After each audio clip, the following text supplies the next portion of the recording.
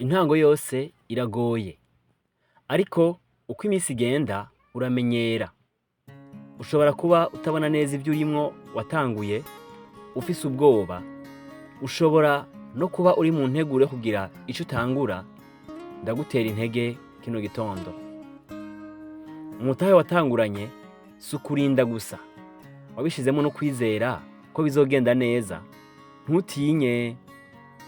Ndabaramukije amahoro y'Imana, nizera ko mumeze neza aho mu miryango yanyu, ku kazi, ndetse aho uriko uratwumviririza hose uri. Ifemi TV akaba ari ryambere kaze.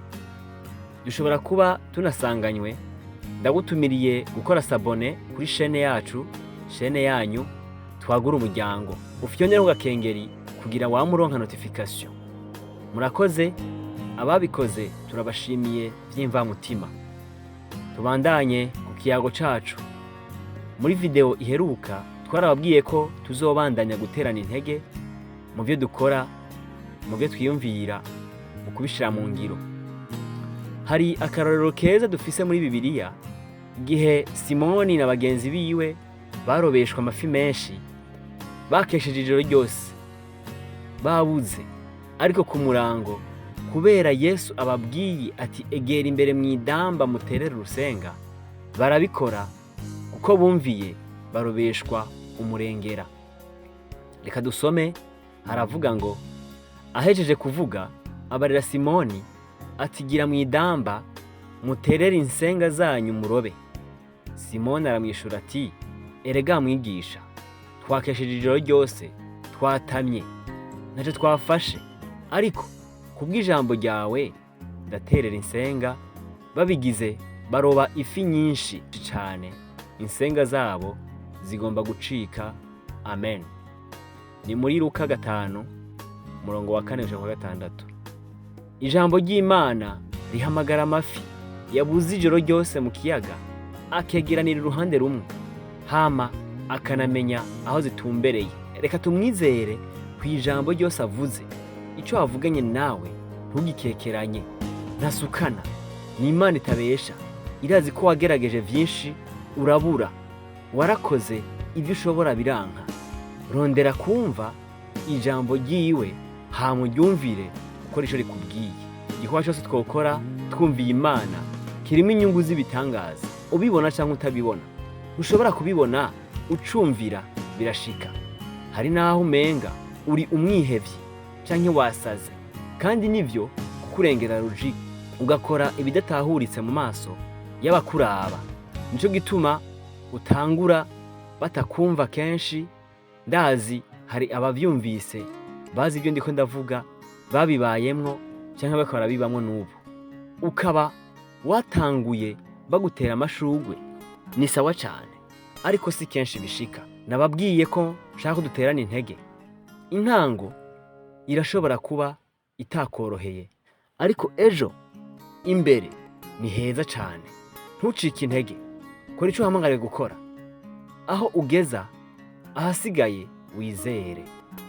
Kandi kwizera si dini, ntaho bihuriye naho usengera. Ndiko mvuga umutima n'uburyo ubayeho. Ukwizera ni assurance y'ubuzima. Turagukeneye cane. Waba umaze kwakira Kristo nk'umwami n'umukiza, canke utaramwakira, menya neza ko dukwiye kugira ukwizera mu byo dukora. Muri Bibiliya baravuga ico ari cyo kwizera. Soma igitabo c'Abaheburayo 11 igice cose, aho bavugamwo ivyo ababaye abahizi mu kwizera n'ivyo bakoreshejwe. Ntawe utangura azi ko azokoroherwa ngo yoroherwe. Vyotuma kutangura azi ko bitoroshe, hama bikazomworohera. Tangurana determination y'ico ugomba gushikako, ntihagire ikiguca intege. Imana iduha garanti ko izohezagira ibikorwa by'intoke zacu. Abizera ntibesha. Urizera ko ari ukuri, hama ubuzwa n'iki gukora, utega ubwoba n'iki kugira ntukore ngo uyemerere kuguhezagira. Ufise ubwoba bw'ibihe ngo uwugendereza ibihe ntabiba, niko ijambo ry'Imana rivuga. Kandi uwutabivye nawe ntiyimbura. Ibihe nibitahinduka ntuzokora. Ndagufitiye inkuru nziza. Umuntu wese yateye intambuko yo kurengera ivyo yumva mu mutima akabishira mu ngiro, mu bikorwa, akaba adatewe isoni n'ivyo akora, naho vyoba ivyo bita bito bishoboka. Komera nshuti, komeza, umugisha wawe uri ngaho. Ejo Imana izokuzamura ku bindi binini, ku munsi umugisha Imana iguha, ibikorwa vyose iguhamagariramwo iragombamwo icubahiro cayo. Ese twese twobimenya. Imana idushoboze ukaba uyizeye, nta vyawe, vyose ni vyayo. Uri umugestionnaire gusa. Nico gituma ataco wotinya ivyo udatahura canke utabona uno munsi urabibikiwe ejo haza. Gumana ukwizera.